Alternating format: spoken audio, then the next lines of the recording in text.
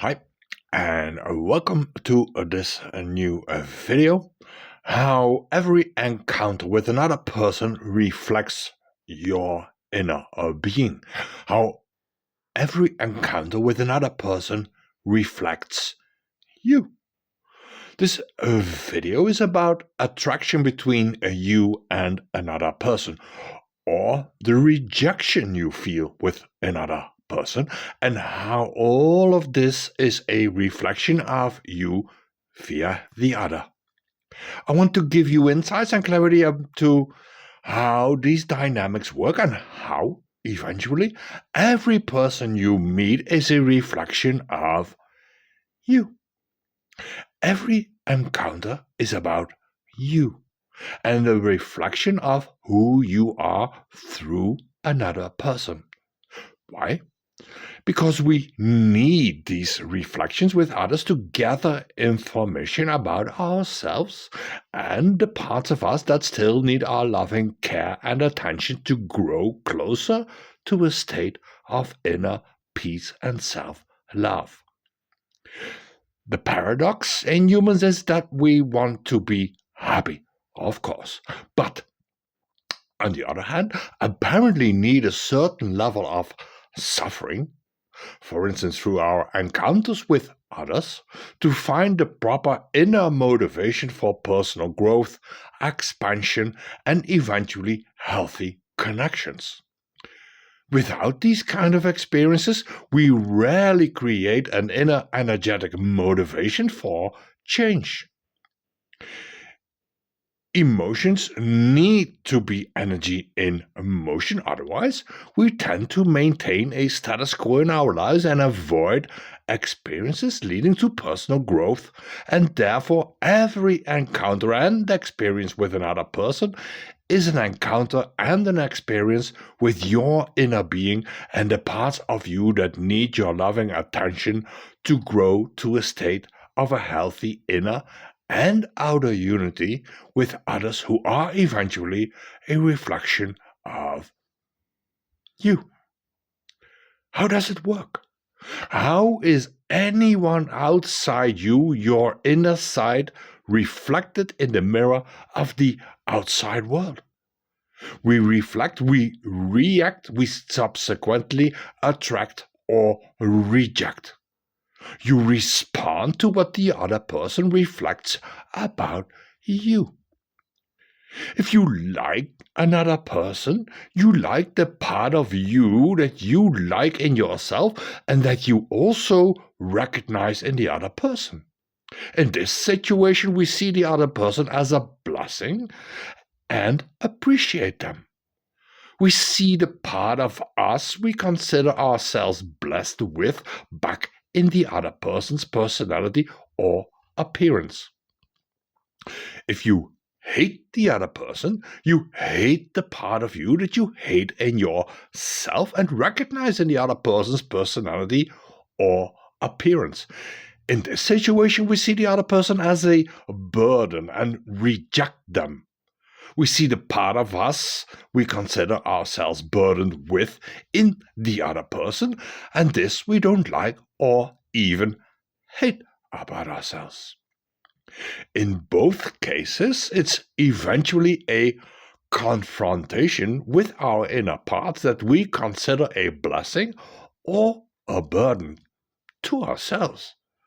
In both cases, it's eventually a confrontation with our sense of being a blessing or a burden to another person and therefore to ourselves.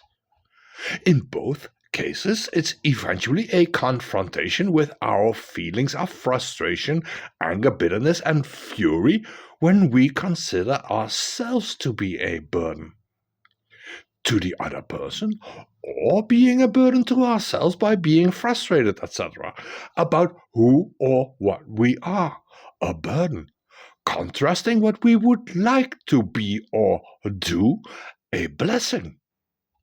Or it's eventually a confrontation with your own inner feelings of satisfaction, appreciation, success, surprise, excitement, and passion. This is when we feel blessed or ourselves, a blessing to ourselves or others. And other people make us feel satisfied and appreciated. A blessing. In both cases, whether you feel like a burden or burdened, or like a blessing or a blessed, your feelings derive from your experiences and confrontations with other people. Other people that reflect something about you that you label as unfavorable, being a burden, or positive, being a blessing. But people reflect this to you by showing you a part of them you recognize, whether positive or negative, inside yourself.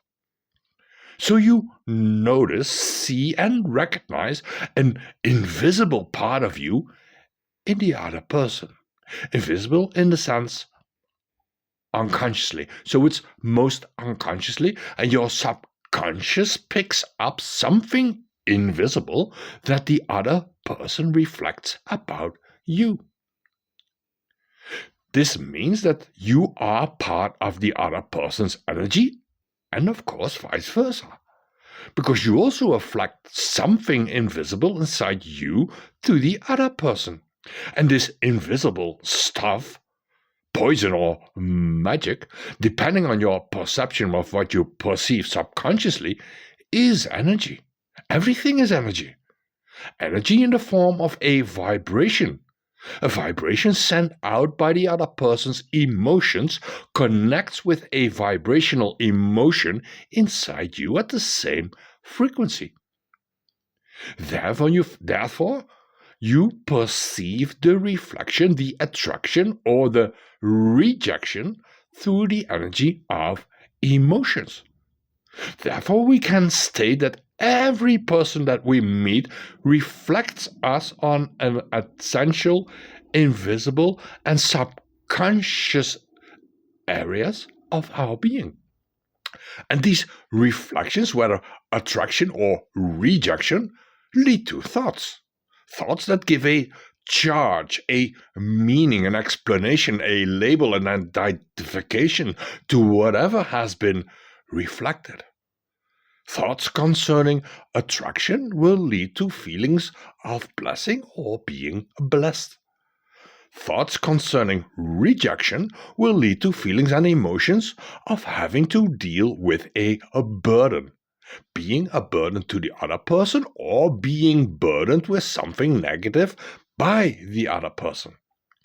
The rejected thoughts and burdening feelings will lead to a response, the fight, flee, freeze. But since all perception of a blessing and burden, of attraction and rejection are merely a result of reflections of emotions in ourselves that we recognize in the other, eventually we are the ones that create our feelings of burden or blessing about ourselves. Eventually, we are the ones that create our feelings of attraction or rejection about ourselves. We create thoughts based on the invisible thing we perceive in the other, energy, which is partially us in another person. We subsequently create feelings based on this invisible energy or emotions that we perceive in the other, which is partially us in another person. We subsequently create actions and behavior based on the invisible energy and emotions we perceive in the other, which is partially us in another person. So eventually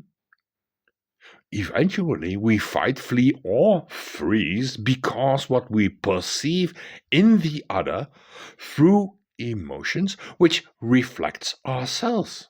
So eventually we fight with, flee from, or freeze to ourselves.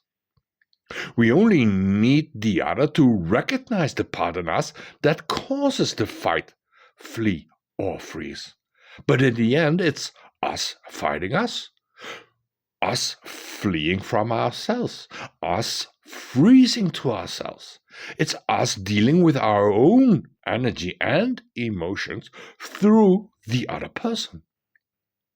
In the end, when another person confronts us with behavior like abandonment, betrayal, deception, criticizing, anger, frustration, it's just a confrontation with our unhealed inner parts, reflected by the other person, but reflecting the invisible parts in us.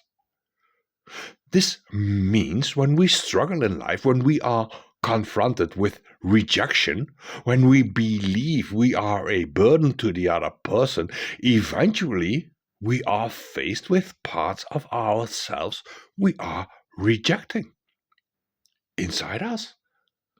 We are confronted with parts of ourselves that make us believe that we are a burden to ourselves, or maybe worse, a burden to other people, which may ultimately lead to abandonment, deception, and betrayal, rejection. A crucial question, therefore, remains. In our most important connections and relationships with other people, do you consider yourself a blessing or a burden to them? And what do these other people make you feel to them? A burden or a blessing? Or maybe even a beggar for some breadcrumbs of attention? In these connections and relationships, are you experiencing self satisfaction? Or are you experiencing self sacrificing? Are you experiencing guilt, shame, or excitement and passion in these connections and relationships? In these connections and relationships, are you experiencing fear? Or are you experiencing love? Now you choose which relationships and connections in your life are worth experiencing and which are not. You can consider yourself a blessing to anyone connected to you, and anyone connected to you should be viewed as a blessing for you. If you do not consider yourself a blessing or bonus to others, you will display your inner beggar for breadcrumbs. And since the outside world reflects your inner you will automatically be treated by the outside world as you perceive yourself in your inner world, in this case, a breadcrumb beggar, becoming eventually an angry, sad, lonely, bitter, frustrated bugger. That's not what you want. Therefore, understand that considering yourself a blessing or bonus to yourself automatically reflects back from the mirror represented by the outside world, and the outside world will start to treat you like you treat yourself, in this case as a bonus, a blessing. As a blessing, and no longer in disguise, but as the sun's daily rise, a light to yourself, and others being a light to you. If you cannot, you will consider yourself a burden to anyone.